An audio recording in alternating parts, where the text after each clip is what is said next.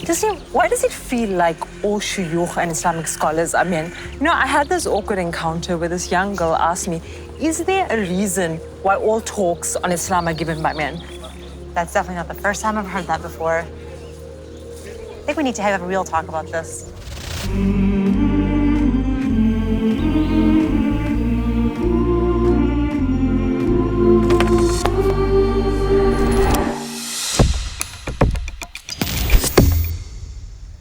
Why is Islam all about men? It's not. It's not. And that question really loses sight of the amount of contributions women have had to Islam over the past 1,000+ years.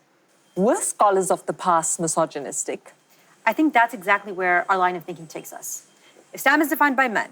Men are inherently misogynistic. Don't cut that out and take that on social media, right? And in the process, then the assumption that even Islam being defined by men isn't inherently problematic, right?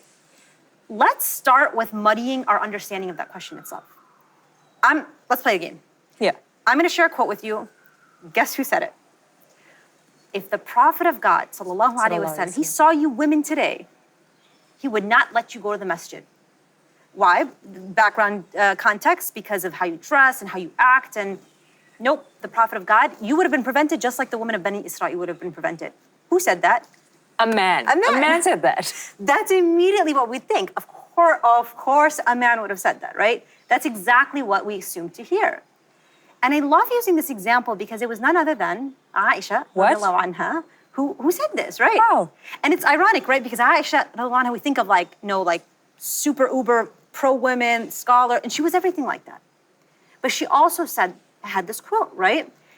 It's fascinating to me because it starts to sort of like tweak your understanding of who wants what for who, right? Is it men that want good for men only? Is it women that want good for women? Like, now let's start to muddle our understanding.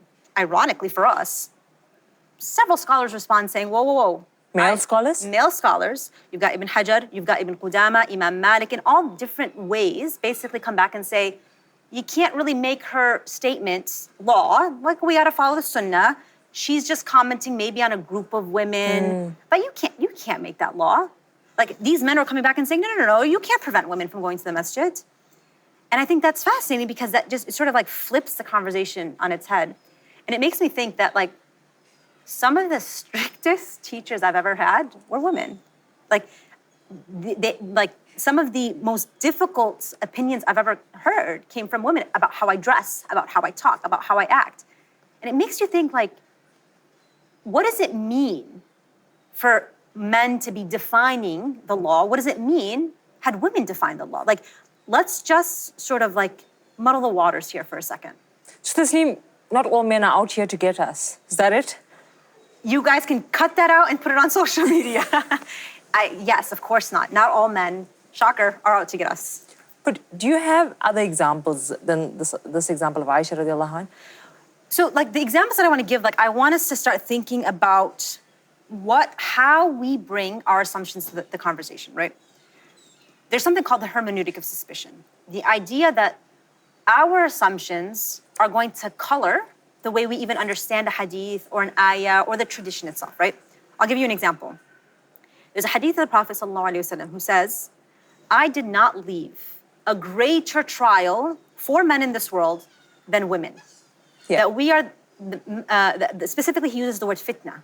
The biggest fitna for men is women. What's your like raw reaction to that? Women are inherent seducers. Women are bad for men. Exactly, right?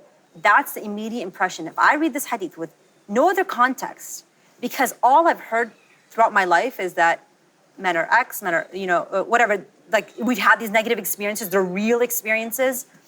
But I have sort of like this negative assumption towards the tradition itself, right? I'm assuming that it's misogynistic. I'm assuming it has that male bias. I'm gonna come across a hadith like this and I'm think, of course this is the case. Of course, like women are described as a fitna. And it's actually fascinating. There was a quote it's an academic book. And it uses this hadith and it's like, look, this is proof. And it goes on like this really long paragraph. And I always quote the paragraph, when I have the book in front of me. But basically, look, this is proof that women are the in Islam are the greatest moral evil, and they're pitted against the good that is man. And it was like this whole binary of now men represent good and women represent fitna and evil and a test, and it became like this whole sort of like the entire religion became this assumption that, of course, like it was like this affirmation of this bias that they had, right? And it's frankly infuriating. It's frankly infuriating, right? Because you know why it's infuriating? I think of a hadith of the Prophet ﷺ who says, إِيَّاكُمْ وَالدُّخُولُ عَلَى النِّسَاءِ. Beware of entering upon women in seclusion. And specifically, al-hamu. Al-hamu are in-laws, brothers-in-law, cousins-in-law who are male, like basically your male in-laws. Specifically, you watch out for them. They are like death. Al-hamu al-maut, right? They're Death by in-laws. Dead by in-laws, the next movie title. It's not just your fitna. Yeah. You are so dangerous. You cause death. Have you ever heard that hadith being used in that context? Have you ever, like, we don't take that lens, that hermeneutic suspicion, and read this hadith and think to ourselves, like, man, you just cause a lot of trouble, man. You're always up, like, stay home, man, right? Yeah. And Imam al-Nawawi, like, he's commenting on this like hadith, and he's explaining, like, the presence of male in-laws is akfaru fitnatan, like it's akbaru fitnatan, it's even a greater fitna than so and so and so. Like, so there's this acknowledgement that in this case, men are described as a fitna, and a fitna even worse than just a fitna, your death, right? Yeah. And so, for me, my issue is not, the things are taken out of context. Believe me, I know well. Can we agree that it happens all the time? It happens all the time. Okay. I'm sure you've heard this hadith. I've heard this hadith. It's like, this is why you need to stay home. This is why you shouldn't do X, Y, Z. Like, I've heard it like that. But I've never heard, and I agree, we should be at the forefront of changing those conversations and not allowing that to happen, right? We don't want to allow the misuse of a hadith for sort of other reasons. Like, but at the same time, I don't want that as a woman to color how I understand hadith, to like increase my bias or my negativity towards the tradition because I had a negative experience how people use it. But Tesneem, you can't tell me it's all bias. It's not all bias. It's not all bias. And give you an example. Longest ayah in the Quran is about business contracts. If you do a business contract and you need witnesses, you call upon 2 men. And if there's not 2 men, what do? You do 1 man and 2 women? 1 man and 2 women, right? Now, Fakhruddin al-Razi, who's he's a magnificent and huge scholar in our tradition, tafsir scholar specifically as well. He comes and comments on this verse, and he says, well, this is obviously the case because women, by the nature of their physiology, their bodies have more moisture and coldness in it, and that makes them more prone to forgetting. Islam never said this. You know, in fact, that comes from Hellenistic philosophy, Greek Hellenistic philosophy. You'll find that there? You'll find that there. That's exactly the science that was there. And it's like, whoa, this is like factually incorrect. And in fact, we're not taking into consideration this opinion, right? My argument is we need to sort of be more intentional about how we extract this information, right? We need to be surgical in dissecting the tradition, where I can comfortably go and say this is absolutely incorrect, and we're not even playing these, like, we're not even entertaining this idea, right? No, but you have to bear in mind that there are problematic viewpoints that are, geared against women. Absolutely. But what I think is different, there's probably no doubt about that, right? I'll give you another example. Ibn Daqiq al-Eid, he has his whole book about all the different fiqhi opinions, the sort of the legal rulings around various ahadith. One hadith goes on talking about, one of the discussions goes on talking about, like, what's the procedure for cleaning if a baby urinates on you? If it's a baby boy, the process is slightly easier. Why? Well, this is some of the reason. He writes this. He's explaining some of the reasoning behind it. He's like, well, it makes sense that to clean a baby boy who's only nursing his urine in an easier manner. Why? Because while statistically speaking, baby boys are born more frequently, and you know what? Like, we naturally incline more towards baby boys. Like, People love baby boys more. Therefore, we're more likely to carry them. Therefore, they're more likely to urinate on us, and it should be easier to clean. Like, that was the explanation. I'm reading this, I'm thinking, this is nonsense, right? I'm going to now sort of like move past this. Going back to what you said, the problem is our instinct is like, done with the tradition, done with hadith, done with everything. That's not gonna get us anywhere, right? There's so much the tradition offers. To come back and say like, well, I'm not really interested in it because I found a problematic opinion. So what do you you look at the opinion in the face and you just keep moving? Is that it? Absolutely not. You acknowledge that this is incorrect. You make your argument and you cite stronger evidence. And that's the case that we can make. Tesneem, that's exactly what we're seeing today. Yes, it is. But you know what inspires me? I'm inspired by Aisha radiallahu anha, right? Same person who said the hadith in the beginning. Because her legacy is so holistic. After the Prophet ﷺ passes away, there's a genre of literature, well, a practice in real life, where the companions would correct one another. So if they heard someone issuing a ruling that was contrary to what the Prophet ﷺ would have issued, or if they're saying the Prophet said X, Y, Z, and he didn't say that, they were very stern about correcting one another for reasons, right? To preserve the legacy of the Prophet ﷺ. Now, Aisha anha plays this incredible role in this process. It's known as istidrakat, right? Her correcting of other companions. And there's a couple that relate specifically to women. And it just says so much about her. And it's so affirming to what we're experiencing today. Word gets around that the companion Ibn Amr is telling women that after they do the ghusl, or as they're doing it, in fact, that women need to wash all of their hair. And in order to do that, they have to unbraid all of their braids and get like every single piece of hair wet. And Aisha anha knows very well, for women at the time, how difficult it is to unbraid your hair and to like have all of your hair loose for ghusl. And so she goes around and she responds to Ibn Amr. He's like, word has it that women are being told that they need to undo their braids. Why don't you go ahead and just tell them to shave their heads? Just shave your head at that point. It's so complicated, inconvenient. Just why bother, right? We love a sarcastic woman. Right, like the sarcasm is just absolutely hilarious, right? But she corrected him, like that's not how, what I was doing ghusl with the Prophet sallallahu alaihi wasallam. The Prophet sallallahu never told me to do that. Like this is how you do ghusl, because right? it would have been really difficult, right? It would have been really difficult, right? So she hears that and she corrects him, right? With this like little spices of sarcasm. Another example. You have Abu Hurairah radiallahu anhu. Abu Hurairah's got a couple of these examples. We'll share one, just one. But I mentioned that he has a couple of examples of specifically like gendered related hadith for a reason. I'll get to in a second. Abu Hurairah is going around and saying, there are 3 things that break your salah. If one of these 3 things walk in front of you when you're praying, it breaks your salah and you have to repeat it. All right, let's play a guessing game. A donkey. Okay. A dog and a, drum roll please. Another animal? No, a woman. What? A woman, right? And Aisha anha hears this and she gets visibly upset. شَبَّهْتُمُونَ بِالْكِلَابِ وَالْحَمِيرِ. Really? You're comparing us with dogs and donkeys? Really? Like that like exact same feeling that we would all have hearing that hadith, right? Yeah. That's not what the Prophet ﷺ says. And then she goes on to correct him. And like, it's so validating because it's some of the same sort of like hadith or opinions taken out of context that's like thrown online today and you're like, what in the world?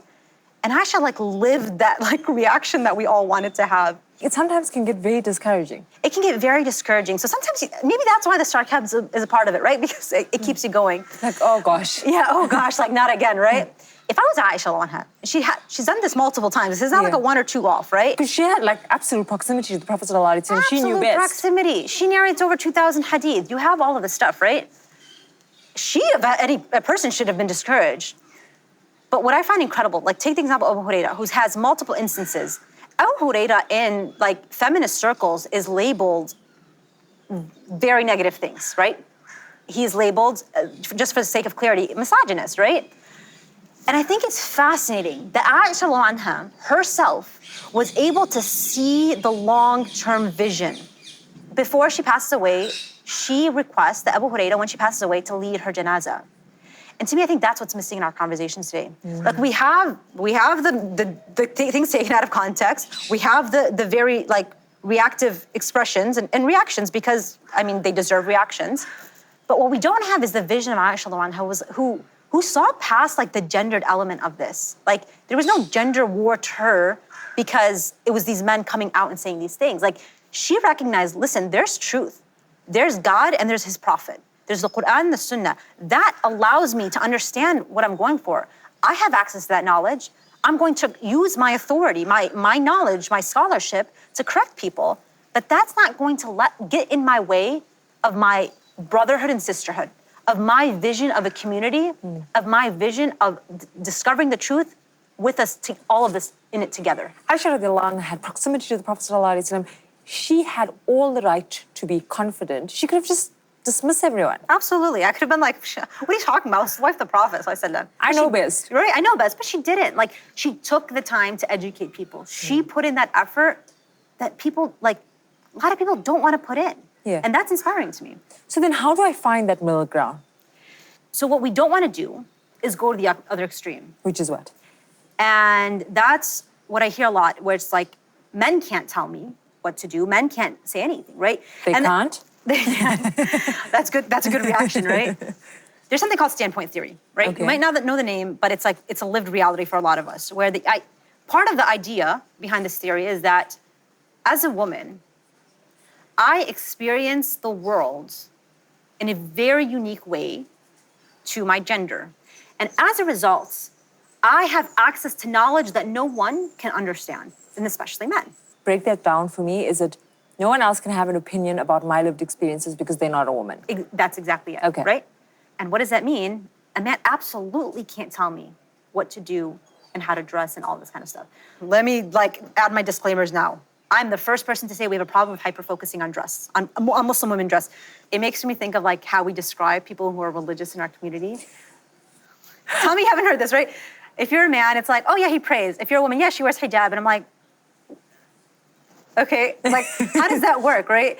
I think that's so, I hear that every time. It's like, oh, is he a good guy? Like, yeah, he prays. Is she a good girl? Yeah, she wears hijab. I'm like, oh, hijab is important. I will be the first to say hijab is extremely important. But there is a hyperfixation. There's a hyper-focus, okay? Let's get that out of the way. On the same team, right? I remember back then, like, we were sort of at a college event. There was like a discussion amongst the Muslim students on campus. And one person, she said, she wasn't married at the time. She's like, my husband can never tell me what to do and how to dress and all of this stuff. And she said it so passionately.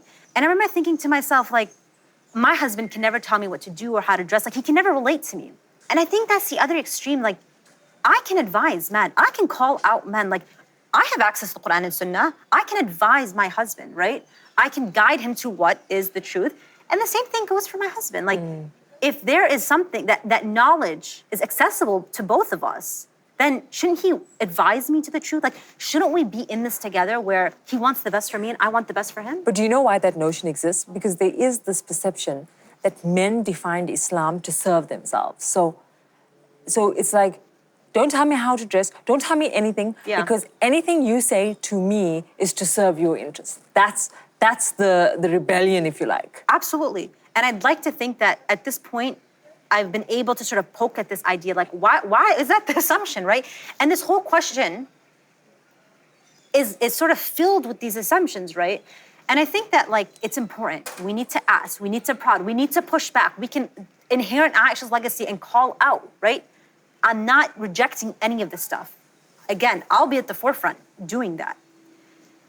But sometimes I feel like the conversation shifts where we assume when we talk about the tradition, we talk about hadith, we talk about our understanding of ayat, that we're living in some type of vortex and we're not influenced as well by our own biases, right? I can tell you Razi was influenced by Hellenistic philosophy, and I'm gonna take out his opinion on women's physiology, because that's simply incorrect. I can tell you Ibn Daqiq was influenced by social expectations that men have a better liking to boys, right? But like in the process, I feel like we think that we are neutral readers, approachers to the tradition, like we don't have any biases whatsoever. 100 years from now, I can look back and think to myself, like, wow, I was really influenced by 21st century ideals and morals, and that was a terrible way to interpret that hadith. That was a terrible way to interpret that verse, right? And so I think some of this requires sort of stepping back, recognizing we don't operate in a vortex either. But we all have access to the Quran and Sunnah. We all need to try, we all need to put in that effort and recognize that everyone's trying their best. Scholars of the past, right? The assumption that scholars of the past were misogynistic, like, we need to recognize that they were trying to get to the truth just as we're trying to get to the truth, right? We could just say they were misogynistic, full stop. Why give them the benefit of the doubt? Okay, then what, right? I think that's the important question. We just toss out the tradition. Like, I think if anyone has not studied Islamic law or let's just entertain Islamic law for a second. The amount of work it took to be able to provide the principles, to be able to collect the hadith in certain, according to subjects, the amount of work that it took to interpret, to offer collective insight on these things, it's not a simple matter. It's always black and white, let's just toss up the tradition. Do you understand the amount of beneficial work that you can find, even in a scholar who might have a very clear quote that's misogynistic? But then how do you stop this persistent culture of presenting Islam as if it's misogynistic? Because something has to give. Something has to give. And you know what? That's on it to me, it's on it to you, it's on it to anyone who has the ambition to pursue Islamic scholarship as a woman. Because I think that... But I didn't create the problem. You didn't create the problem, but you know what? There's a lot of problems in this world, and we all have to step it up, right? Yeah. We all have to push ourselves. I see a problem, it doesn't matter if I create it or not. I'm trying to contribute to the solution, right? I'm inspired by Aisha anha. I want to be that person. I want to be that person who calls out things that are problematic. I want to make that difference. I want to make that change. But I'm not going to let that get in the way, and I feel like I get stuck in this sort of victimized mode, oh my God, men are misogynistic, therefore, what's the point? I can never try, they run everything. Then what? No, but I get you, but you are discounting a lived experience of people feel like they are isolated from faith because the gatekeepers of faith are men.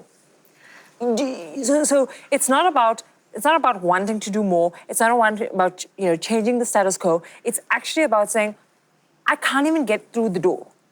I think we need to be creative. You're giving us a lot of homework here. I'm giving you a lot of homework, but I'm very motivated, and take the sort of energy and the aura in the air, Qaanitah. I'm pushing it through the wind.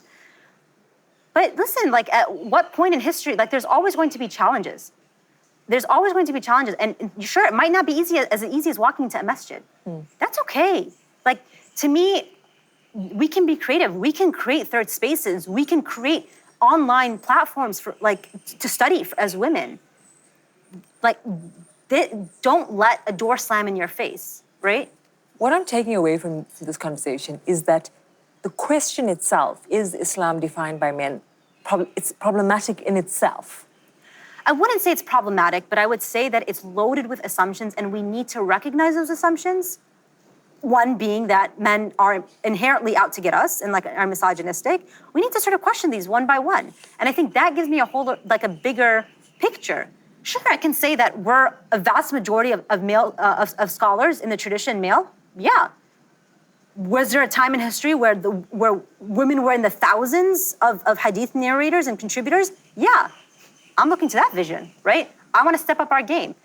It's almost like our mentality is, as history moves on, sure, once upon a time, women were had a role, but then men shut it down, and now we're forever stuck in this man's world. No, why can't we?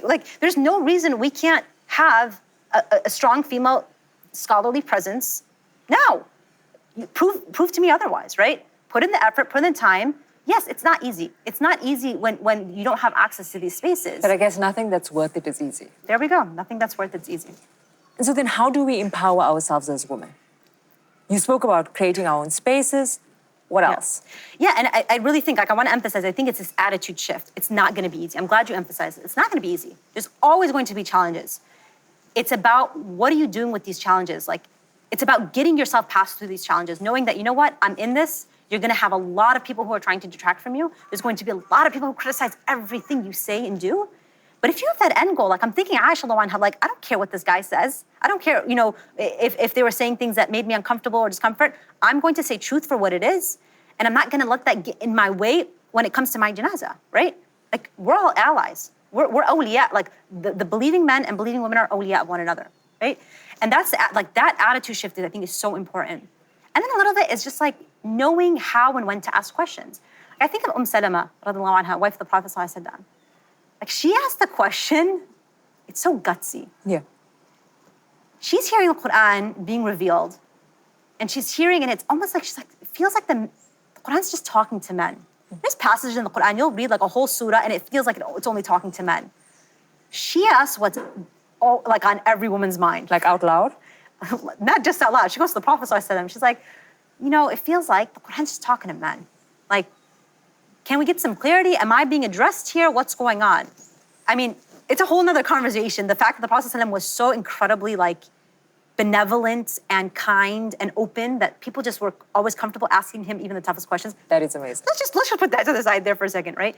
But then I think about it, she asked this question, and because of her question, the ayah in Surah Ahzab comes down. Inna al-muslimina it's a long ayah. Wal-mu'minina wal-mu'minat, right? Like believing men, believing women, Muslim men, Muslim women, the women who fast, the men who fast, the men who donate, the women who, all of these attributes that are both men and women, all of you guys get the greatest of reward. It was this way of Allah subhanahu wa ta'ala affirming her question. Wow. And saying, we're talking about both of you, talking about both men and women. And Salama, the same person, anha, later on, there's another story where she's sitting, and the houses of the wives of the Prophet were connected to the masjid, right? So she's sitting in her house, and she's got her servant who's helping brush through her hair. And she hears the Prophet ﷺ get on the minbar, and he goes, Ya ayyuhan nas, right? Ya ayyuhan nas in Arabic is O people, and it's technically a masculine plural. So she tells the person who's helping her, just give me a second, I'm gonna go. The Prophet ﷺ called me. She's like, what are you talking about? He called an-nas, he's talking to men. She's like, I'm from among the people, and gets up. That's the attitude we need to have. I'm from the people. Our job is here, and we all have that responsibility to learn and to grow and to contribute. I guess that shift is important. So how do you get out of that victim mode and actually empower yourself? Let us know.